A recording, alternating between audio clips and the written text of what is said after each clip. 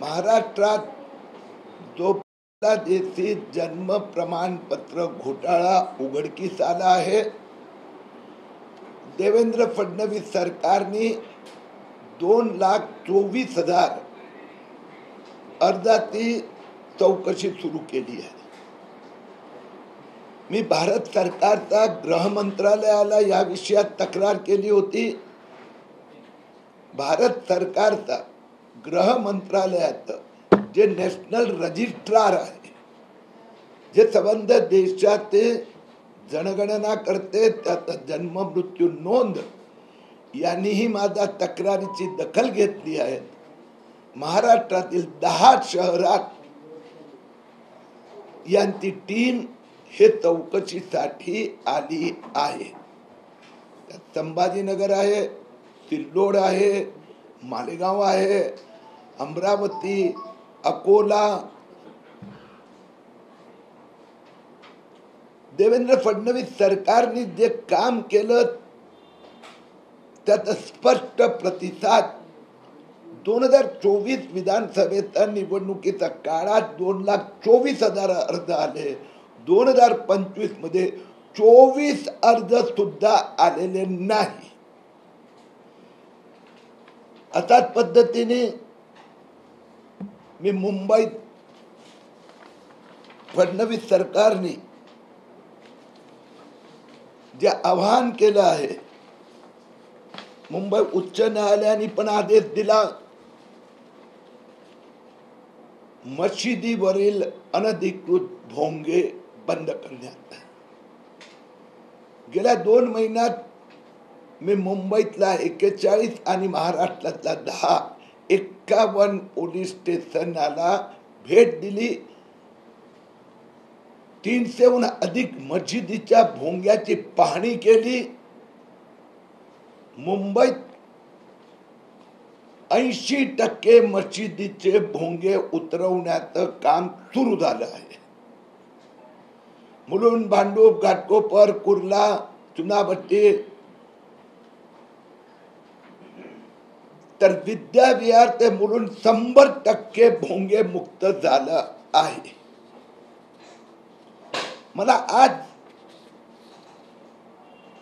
या भोंगे मुक्त मुंबई, भोंगे मुक्त महाराष्ट्र करण्याच्या कामात काही पोलीस अधिकारी अडथळे घालत आहेत, बनवाबनवी करीत आहेत। त्या पोलीस अधिकाऱ्यांना मी आज वॉर्निंग देऊ इच्छितो।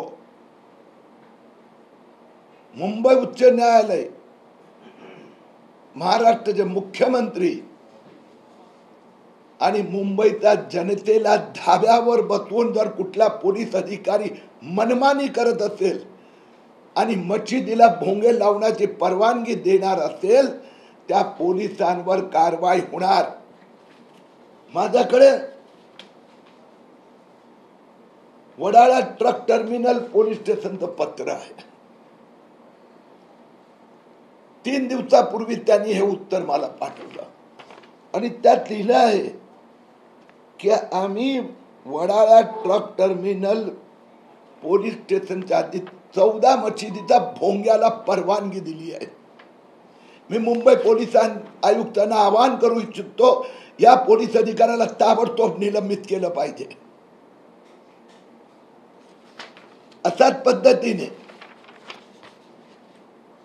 एंट्रोपिल पोलीस ठाणे, त्यांनी स्पष्टरित्या मला उत्तर पाठवलंय, आम्ही 11 मशिदीवर भोंग्यांना अधिकृत परवानगी दिली आहे। फक्त एवढंच नव्हे, परवानगी कशा पद्धतीने दिली जाते? जी इस्माईल हाजी अलाना चॅरिटेबल ट्रस्ट। अरे चॅरिटेबल ट्रस्ट आणि परवानगी कशासाठी? लिहिलं काय? Loud speaker information in our education centre. म्हणजे एज्युकेशन सेंटरच्या नावाने परवानगी घेतली जाते, दिली जाते आणि लावले जाते मोठमोठे भोंगे। आता संस्थावर पण कारवाई झाली पाहिजे अशी मागणी मी देवेंद्र फडणवीस सरकारने केली आहे। वास्तविकरित्या हे पहा, मुंबईतले 80% पोलीस स्टेशन, त्यातलं एक उदाहरण देतो तुम्हाला।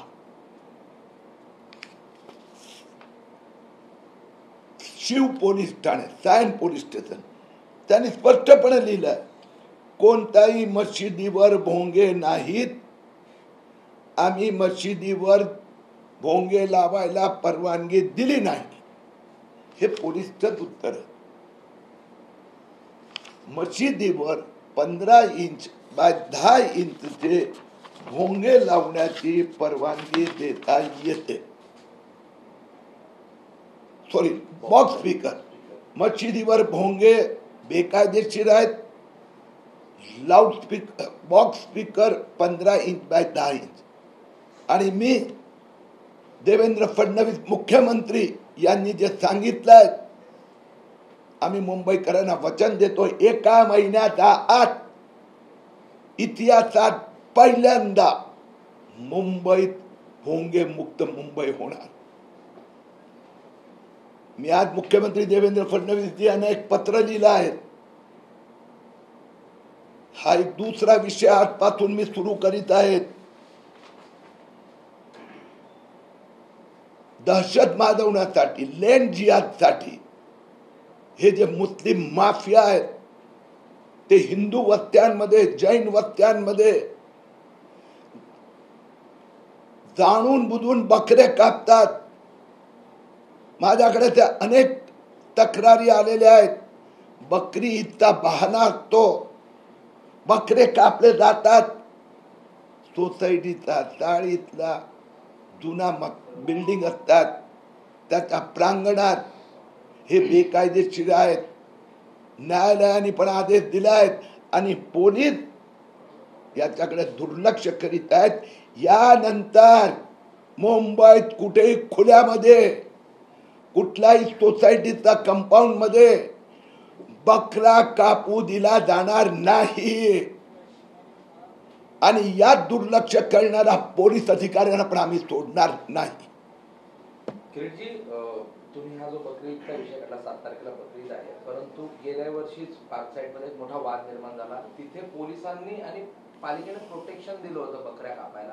त्यांचं म्हणणं होतं की ही जुन्या परवानग्या आहेत त्यांच्याकडे, म्हणून प्रांगणात बकऱ्या काटल्या जात आहेत. पण तिथे स्थानिक हिंदू आणि यांच्यामध्ये खूप वाद. मी महापालिकाने पोलीस अधिकाऱ्यांना चेतावणी देतोय, कोणती परवानगी दिली नाही, कोणती परवानगी देता येत नाही.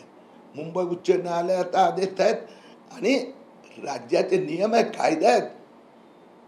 कुठल्याही वस्तीत, बिल्डिंग मध्ये, इमारतीत, चाळीत बकऱ्या कापता येत नाही. हे पोलीस अधिकारी, महापालिका अधिकारी यात घाबरतात किंवा दाबतात किंवा अन्य कारणाने यापुढे आता चालणार नाही. जसं मी 50 पोलीस स्टेशनची व्हिजिट केली आहे, अशा वस्त्यांमध्ये मी आता सोमवारपासून भेट देणार आहे की जिथे गेल्या वर्षी बकरा कापल्या गेल्या होत्या आणि मी बघतो कोण तिथे यावेळी बकरा कापतोय. आणि असं जर पोलीस आणि पालिकेने परवानगी दिली तर? परवानगी देण्याचा प्रश्नच नाही, देऊ शकत नाही. जर पोलीस आणि महापालिका अधिकाऱ्यांनी बेकायदेशीर परवानगी दिली तर त्यांना घरी जावं लागणार. जो महाराष्ट्र सरकार ने बांग्लादेशी के विरुद्ध में, उनके बोगस जन्म प्रमाण पत्र के विरुद्ध में मुहिम चलाई है, 2024 विधानसभा चुनाव के दरमियान 2,24,000 लोगों ने अर्ज किए थे. उस सब की जांच करने के आदेश मुख्यमंत्री देवेंद्र फडणवीस ने दिए हैं. मैंने इस संबंध में केंद्रीय गृह मंत्रालय को शिकायत की थी. अब केंद्र सरकार का जो नेशनल रजिस्टर है, जो नेशनल सेंसस डायरेक्टर है, उनका प्रतिनिधिमंडल, उनकी विशेष जांच दस्ता महाराष्ट्र के 10 शहरों में जा रही है. जांच शुरू हो गई है. सिल्लोड हो, मालेगांव हो या फिर संभाजीनगर, अकोला, अमरावती, 2,24,000 में से एक भी व्यक्ति के पास पूरे से कागजात नहीं होंगे, बनावटी फर्जी दस्तावेज होंगे, उनका सर्टिफिकेट रद्द होगा. हमने जो दूसरा मामला उठाया है, भोंगा लाउडस्पीकर मुक्त मुंबई महाराष्ट्र, मुंबई में 80% मस्जिदों पे से लाउडस्पीकर निकालने का काम शुरू हो चुका है, पूरा हो चुका है। 20% बस्तियों में अभी पुलिस की ढिलाई, कुछ जगह पर पुलिस अभी भी Wadala police station, Wadala truck terminal police station, एंटोबिल पुलिस स्टेशन अनधिकृत तरीके से मस्जिद के ऊपर लाउडस्पीकर भोंगे बैठाने की परमिशन दे रहे हैं। आपको प्रार्थना करनी है तो आपको 10 inch by 15 inch K box speaker की परवानगी मिलेगी। 1 महीने के अंदर मुंबई पूरा या अनधिकृत मस्जिद या अनधिकृत लाउड स्पीकर से मुक्त हो जाएगा। मैंने देवेंद्र फडणवीस मुख्यमंत्री से एक और पत्र लिखा है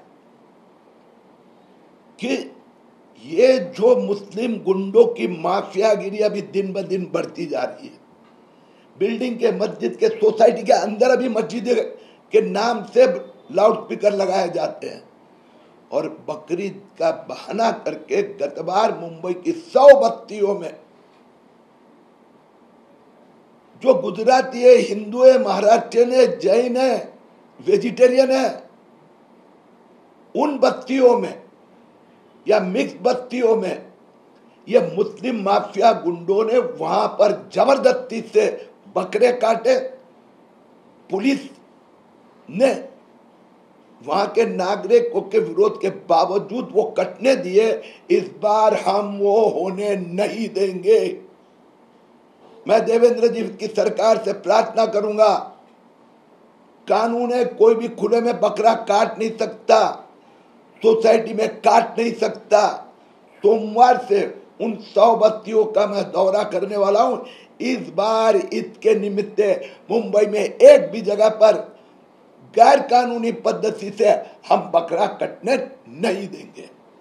लेकिन कुछ जगहों पर लास्ट ईयर देखा गया कि पुलिस प्रोटेक्शन में बकरे काटे गए हैं।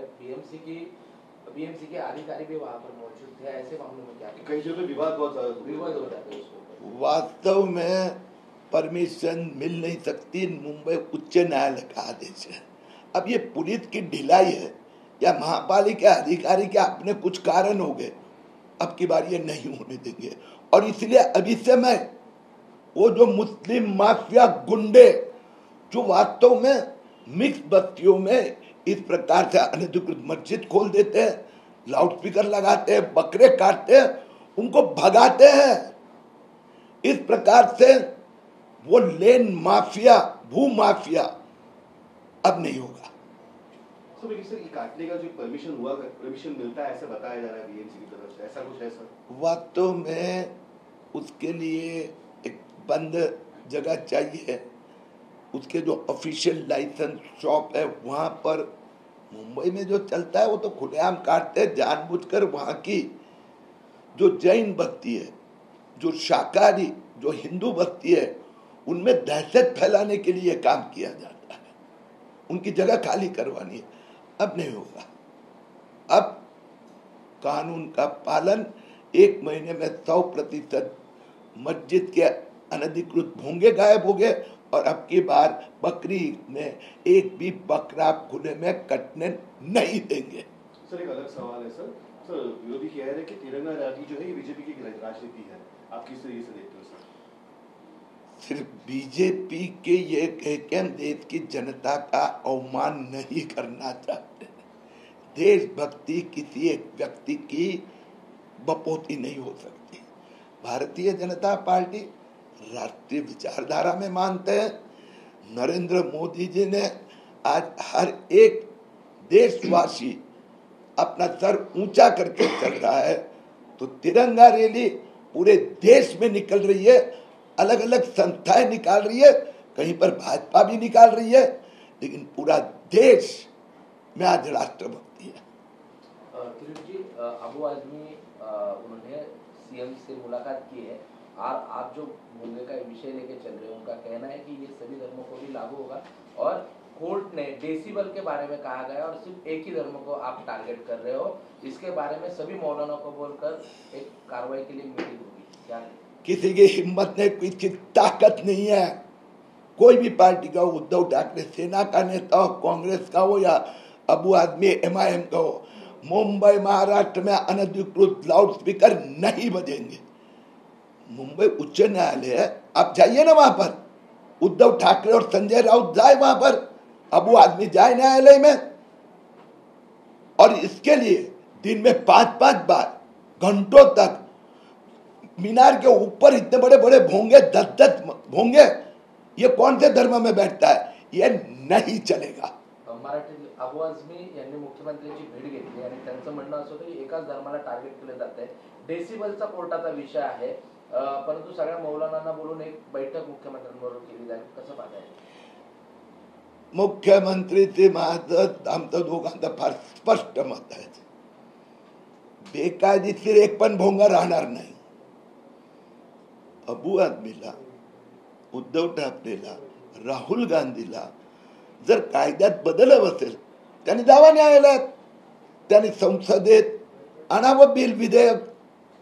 ध्वनी प्रदूषण जो कायदा आहे त्याचा अंमल केलं जाते, ते मान्यवर राहुल गांधी जे पिताजी राजीव गांधीने प्रदूषण एन्व्हायरमेंट ऍक्ट 1987-88 मध्ये मंजूर केला आहे, अंमलबजावणी आम्ही करतोय। म्हणून अबू आदमी की काँग्रेसचे खासदार आमदार किती भटकू द्या, मस्जिदीवर भोंगा राहणार नाही।